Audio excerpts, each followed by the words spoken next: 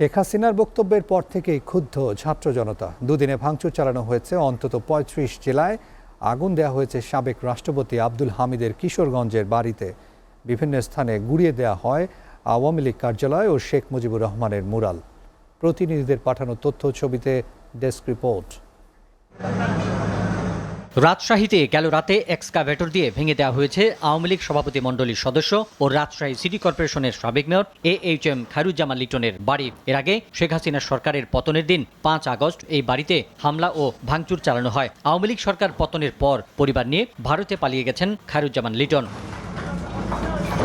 পিরোজপুর ১ আসনের সাবেক মন্ত্রী ব্যারিস্টার সম রেজাউল করিমের নাজিরপুরের বাড়ি সহ আওয়ামী লীগের ৪ নেতার বাড়িতে আগুন দিয়েছে আন্দোলনকারীরা। গেল রাতে সম রেজাউল করিমের বাড়ি, উপজেলা চেয়ারম্যান নূরে আলম সিদ্দিকী শাহিনের বাড়ি, উপজেলা আওয়ামী লীগের সভাপতি মোশাররফ খানের বাড়ি, উপজেলা ভাইস চেয়ারম্যান শেখ মুস্তাফিজুর রহমান রঞ্জুর বাড়ি ও উপজেলা যুবলীগের সাধারণ সম্পাদক চঞ্চল কান্তি বিশ্বাসের বাড়িতে নতুন করে আগুন ধরিয়ে দেয় আন্দোলনকারীরা।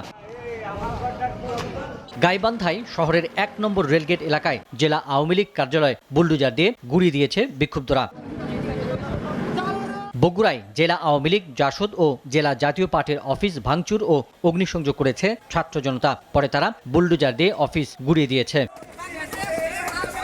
সিলেট মহানগর স্বেচ্ছাসেবক লীগের সভাপতি ও সাবেক কাউন্সিলর আফতাব হোসেন খানের বাড়িতে আগুন দেওয়া হয়েছে।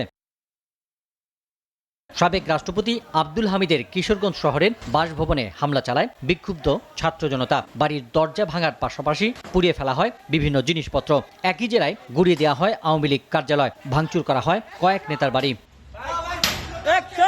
নারায়ণগঞ্জের চাষারায় সাবেক এমপি শামীম ওসমানের দাদার বাড়ি বাইতুল আমানে হামলা ভাঙচুর চালানো হয়েছে। এক পর্যায়ে ধরিয়ে দেওয়া হয় আগুন।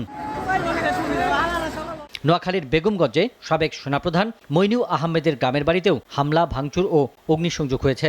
এদিকে নোয়াখালীর দ্বীপ উপজেলা হাতিয়ার সাবেক এমপি মোহাম্মদ আলীর ২টি বাসভবনে ভাঙচুর ও আগুন দিয়েছে ছাত্র জনতা। এ সময় তারা মোহাম্মদ আলীর ৭টি স্পিডবোট ও ৪টি ইঞ্জিন চালিত বড় নৌকায় আগুন দেওয়া হয়। এছাড়া দেশের বিভিন্ন স্থানে শেখ মুজিবুর রহমানের মুরাল ও প্রতিকৃতি গুঁড়িয়ে দিয়েছে ছাত্র জনতা। আর গাইবান্ধা, ভোলা ও টাঙ্গাইল সহ কয়েকটি জায়গায় আওয়ামী লীগের কার্যালয় ভাঙচুর করা হয়। SA TV news desk.